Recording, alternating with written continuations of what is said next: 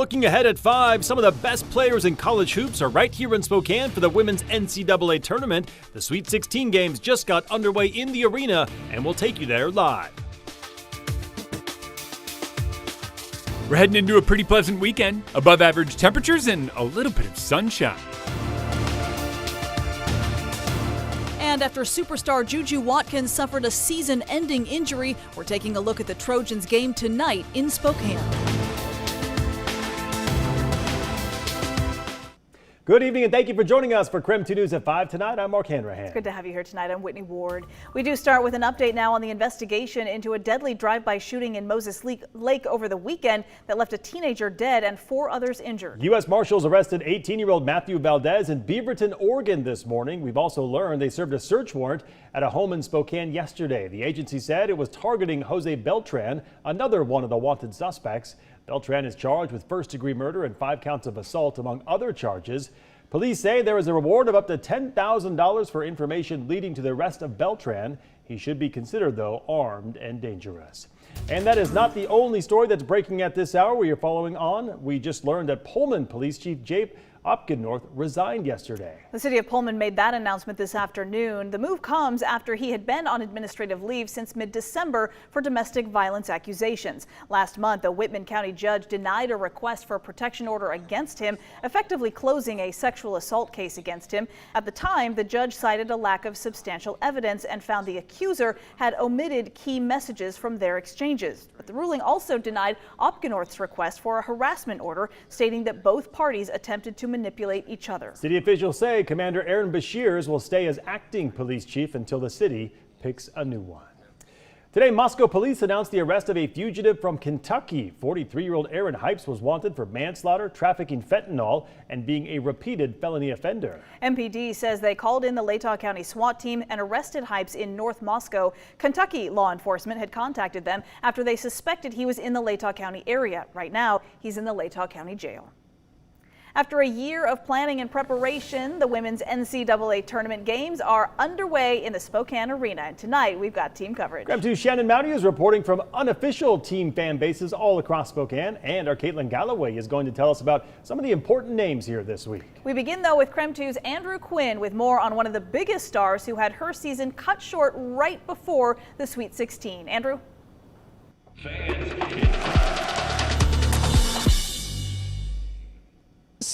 Heartbreaking moment, Caitlin, on Monday when Juju Watkins tore her right ACL in that game against Mississippi State. But now the pressure's all on USC to try and overcome Juju's loss. They have the 2013 Spokane Regional Champion Lindsey Gottlieb as their head coach. And now the Trojans are trying to move forward and keep their championship aspirations. The effect that it has on the tournament, I think, is huge. From a competitive standpoint, star power, and I think the USC kids will probably rise to the occasion and play amazing like they did the other night. Despite losing Watkins, the Trojans remain confident and the goal remains the same, to win a national championship. This team is locked in on continuing our goals as Juju wants us to. She's proud of her teammates.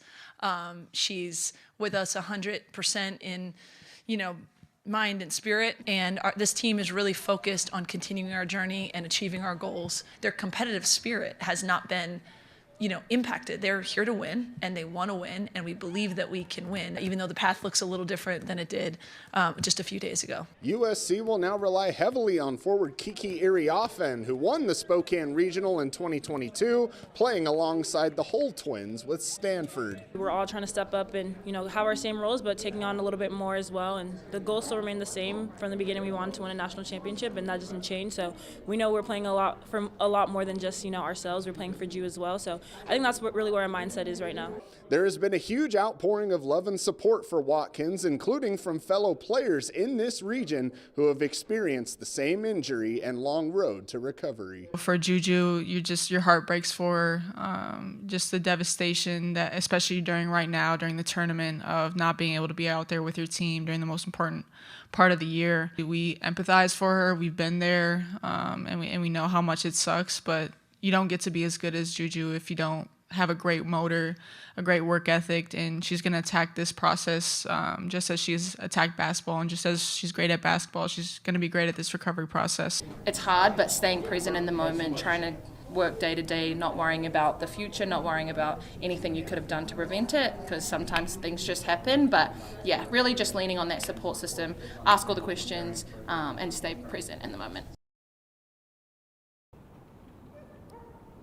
Certainly wishing the best for Juju in her recovery. Obviously a superstar in the world of women's college basketball. But for USC, they'll take on Kansas State tomorrow to see if the Trojans can advance to the Elite Eight even without their superstar guard. For now, reporting at the Spokane Arena, Andrew Quinn, KREM 2 Sports.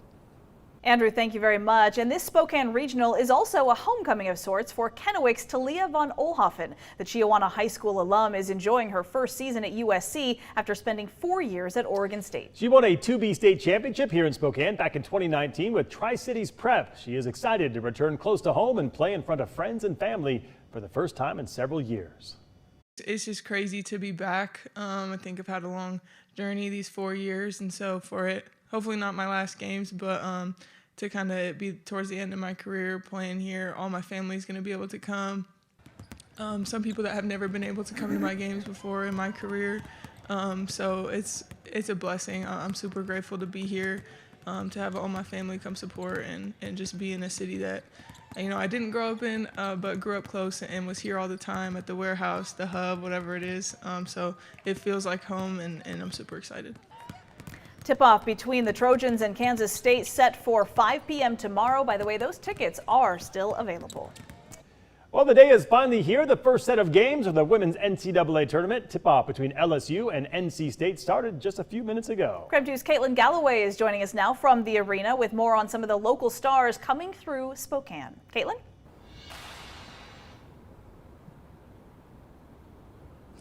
Well, thanks, guys. Yeah, we've talked about the last week just about how the city and some local organizations are preparing to host this Sweet 16 and Elite 8 Spokane Regional, and it looks like that preparation is already having a positive impact on some of the biggest names in women's college basketball. Headlining the most notable names, legendary head coach Gino Auriemma, who has taken his UConn Huskies to 11 national championships, and projected #1 WNBA draft pick Paige Beckers. Their game tomorrow is sold out, and they're grateful for Spokane's support. See, I've been here for Hoop Fest. It's a great basketball community. They love basketball here. They love women's basketball, so it'll be exciting. They'll take on the Oklahoma Sooners and standout Oregon State transfer Reagan Beers on Saturday. 3-seed LSU and 4-time NCAA championship coach Kim Mulkey, known for her big personality and her fashion sense, are here too. The Tigers and leading scorer Flau'jae Johnson, who is averaging nearly 20 points per game, are grateful that the anticipation of this tournament field is just another example of the continued growth of women's sports. When we go to the WNBA, we might not get those multi-million-dollar deals, but think of the high schoolers and the young girls. They're going to grow up and they're going to be having those deals, and it's going to be a whole shift, and it started with something that we're doing. #1 seed UCLA is also here in Spokane. They're led by Lauren Betts and head coach Corey Close, who Betts credits with improving her confidence on the court.